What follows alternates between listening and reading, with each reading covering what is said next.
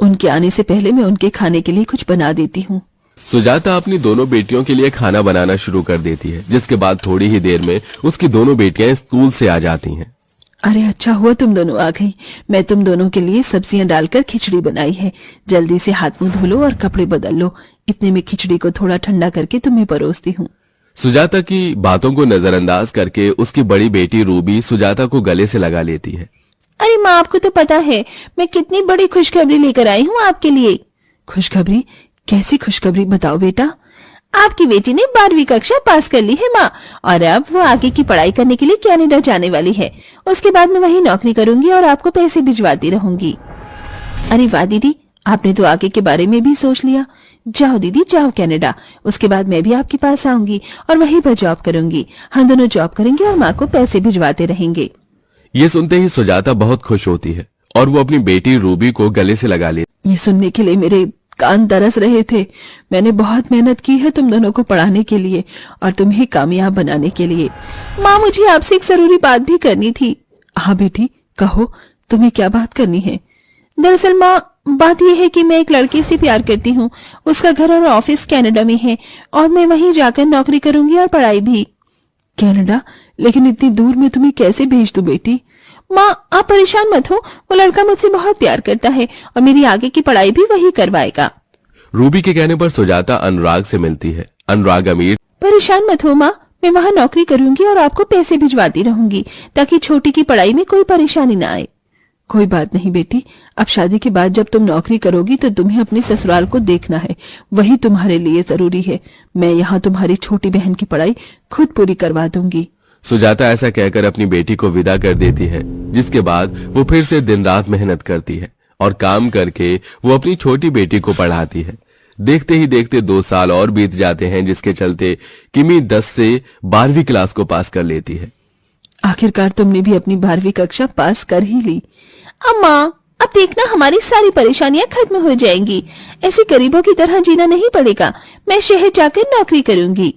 हाँ बेटी, अब एक तू ही तो मेरी आखिरी उम्मीद है। तेरी बहन की शादी हो गई, वो भी अपनी जिंदगी में सेटल हो गई, लेकिन ये बुरे दिन हमारे तू ही खत्म करेगी। माँ, परेशान मत हो, सब ठीक हो जाएगा। 12वीं कक्षा पास करने के कुछ ही दिनों बाद किमी भी शहर चली जाती है, जहां वो जॉब करती है। वहां उसके अमीर दोस्त बन जाते हैं और वो उनकी तरह बनने के लिए अपनी सारी तनख्वाह अपने ऊपर ही उड़ाने लगती है। ओह माय गॉड, मैं बहुत ज्यादा थक गई हूँ। कल मैंने बहुत सारी शॉपिंग की। ये देखो, गुची का पर्स लेकर आई हूँ और जिमी चू की सैंडल मैंने पहनी है। वैसे मुझे इसके अंदर कोई खासियत तो नजर नहीं आई। तुमने फिर इतने पैसे इसके ऊपर क्यों लगाए हैं? तुम जैसे गरीबों को क्या पता कि ब्रांड का मतलब क्या होता है। तुम्हें तो वो बाजारों के 100-200 रुपए वाले कपड़े ही पसंद आते हैं, या फिर तुम जैसे गरीब लोग सिरोजनी के कपड़े पहनकर खुश हो जाते हो। किमी ये सुनकर चुप हो जाती है। उसे ये बात एकदम से चुभ जाती है और उसी दिन अचानक उसके अकाउंट में उसकी सैलरी आ जाती है। इन लोगों ने मुझे समझ क्या रखा है। इस शनाया की बच्ची को तो मैं बताऊंगी कि असली में ब्रांड कैसे पहना जाता है। किमी अपनी सारी तनख्वाह ब्रांडेड कपड़े खरीदने में ही खर्च कर देती है।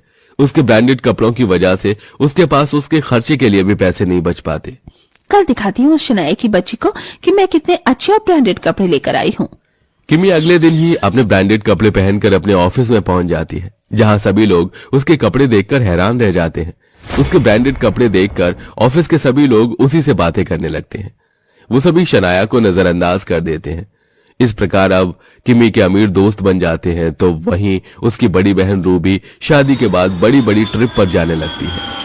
देखो ना अनुराग, पिछली बार हम लोग लद्दाख गए थे और इस बार मुझे तुम्हारे साथ मनाली जाना है। बहुत ठंड है वहाँ पर, बर्फ गिर रही होगी। तो तुम्हें स्नोफॉल देखना है? कोई बात नहीं, मैं आज ही मनाली की ट्रिप का प्लान कर देता हूँ, फिर तुम आराम से स्नोफॉल देख लेना और बर्फ के गोले भी खाना। बहुत मजा आता है। अनुराग ऐसा कहने के बाद मनाली के ट्रिप को प्लान कर लेता है। इसी के चलते दोनों बहनें अपनी जिंदगी अपने तरीके से जी रही थी। उन्हें अपनी माँ के बारे में जरा भी ख्याल नहीं आता। उनकी बेचारी माँ ठंड में कपकपाते हुए फूलों की माला बेचकर अपना गुजारा कर रही होती है, लेकिन गांव में बर्फ गिरने की वजह से वो ये भी नहीं कर पाती।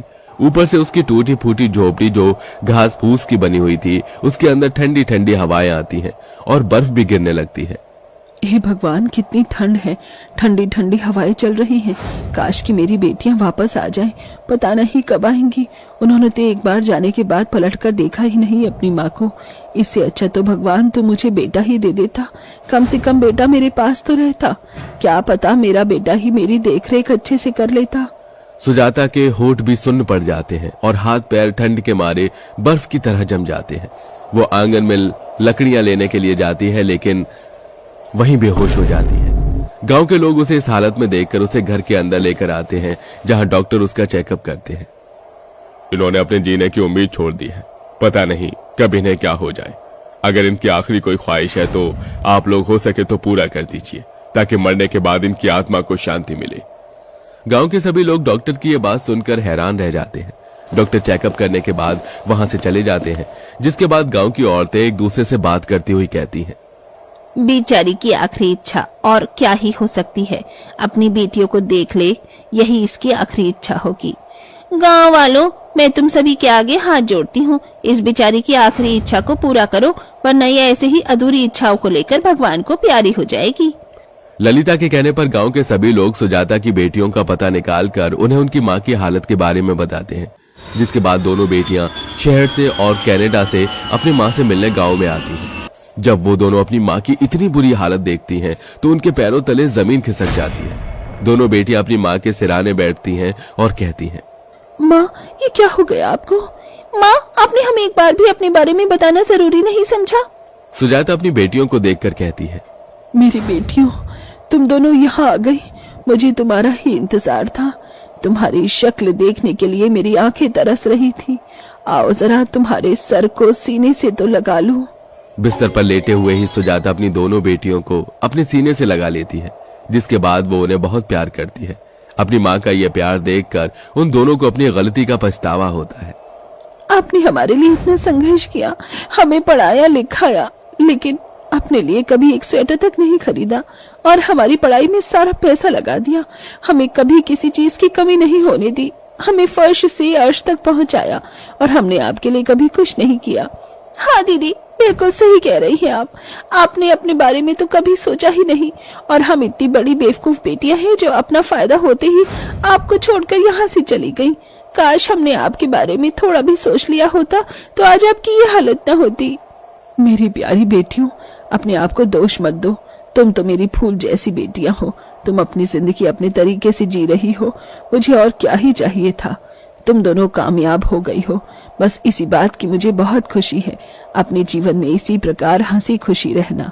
सुजाता इतना कहते ही उसी समय अपने प्राण छोड़ देती है, जिसके बाद वो भगवान को प्यारी हो जाती है। किमी और रूबी दोनों फूट फूट कर रोती